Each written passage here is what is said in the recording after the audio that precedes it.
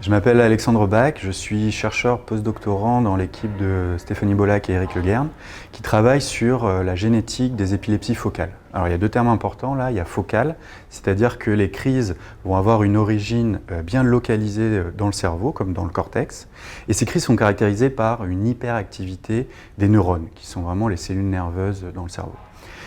Et l'autre mot, c'est la génétique, c'est-à-dire que le laboratoire va essayer d'identifier des altérations des gènes, aussi appelées des mutations, qui pourraient être la cause de l'épilepsie. Pour ça, le laboratoire va en fait avoir accès à des cas familiaux et va essayer de séquencer les mutations héréditaires, c'est-à-dire qui peuvent être transmises d'un parent à un enfant.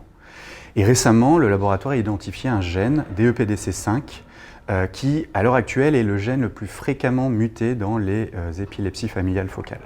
Donc le diagnostic génétique, c'est une partie des travaux de recherche du laboratoire, et l'autre partie, qui constitue en partie mon projet, c'est de comprendre justement les conséquences neurologiques de ces mutations, en lien bien sûr à l'épilepsie.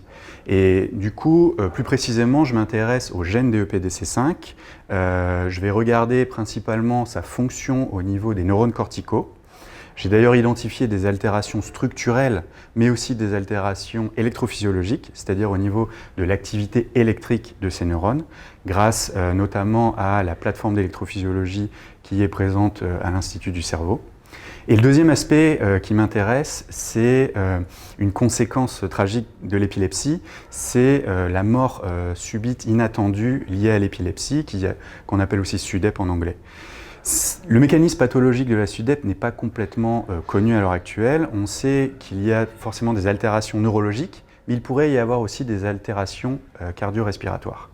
Et pour ça, on a généré des modèles expérimentaux déficients pour DEPDC5, où je vais regarder précisément la composante neurologique et cardio-respiratoire afin de mieux comprendre qu'est-ce qui est à l'origine des crises, donc quelle est l'altération fonctionnelle des neurones et qu'est-ce qui pourrait aussi contribuer à la mort dans ce modèle.